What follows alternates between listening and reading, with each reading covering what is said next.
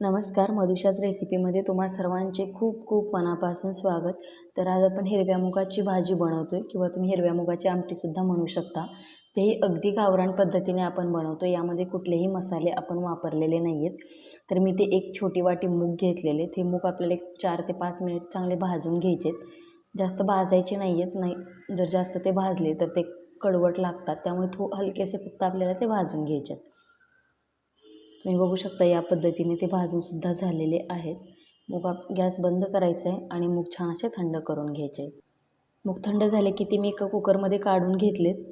हिरवे मूग आहेत ते भाजून घेतले, त्यामुळे त्याचा थोडासा कलर चेंज झालेला दिसतोय तुम्हाला.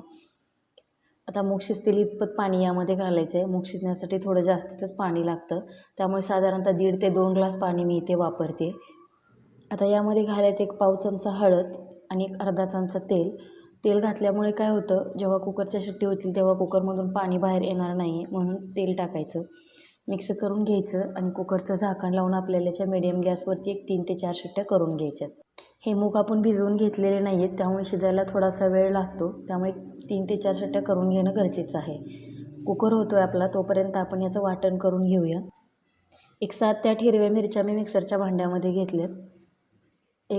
7 ते 8 लसूण पाकळ्या घेतल्यात आणि 2 आल्याचे तुकडे घेतलेले आहेत. हे आपल्याला मिक्सरला छान असं वाटून घ्यायचं आहे. हे बघा, अशा पद्धतीनं वाटून घ्यायचं आहे. फार अशी बारीक पेस्ट नाही केली तरी चालेल. यामध्ये आपण लसूण आणि अद्रक घातले, याचा फ्लेवर इतका छान येतो आहे. कुकरच्यासुद्धा 4 शिट्ट्या होऊन कुकर थंड झालेला आहे. मूग कितपत शिजलेत ते आपण बघू.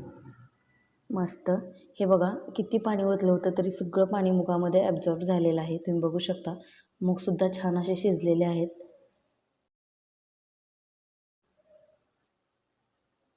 हे मूग आपल्याला थोडेसे चमच्याच्या सहाय्याने स्मॅश करून घ्यायचे. जर तुमच्याकडे मॅशर असेल तर तुम्ही मॅशरनेसुद्धा मॅश केले तरी चालतील. फार करायचे नाही आहेत, थोडेफार करायचे. यामध्ये मी घालते अर्धा चमचा मीठ आणि 1-1.5 चमचा भाजलेलं शेंगदाण्याचं कूट. व्यवस्थित मिक्स करून घ्यायचं आहे.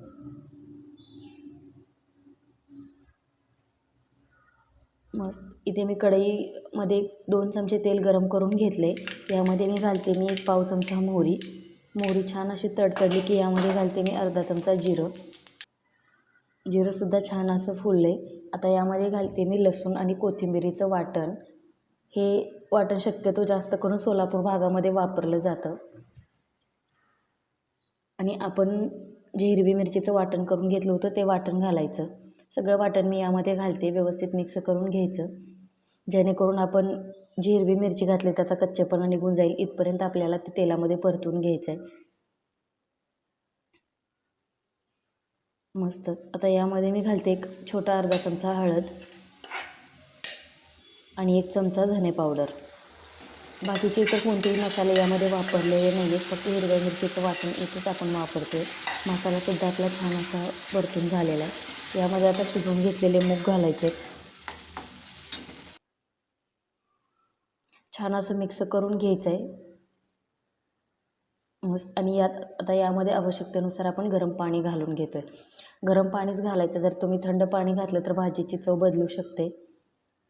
ही जी मुगाची भाजी आहे ती फार अशी घट्टसर नसते किंवा फार अशी पातळ पण नसते, मीडियम असते.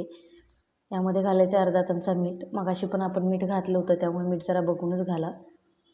व्यवस्थित मिक्स करून घ्यायचं आहे आणि एकदम गॅस बारीक करून याला छान अशी उकळी काढून घ्यायची. तुम्ही बघू शकता मस्त अशी उकळी आलेली आहे.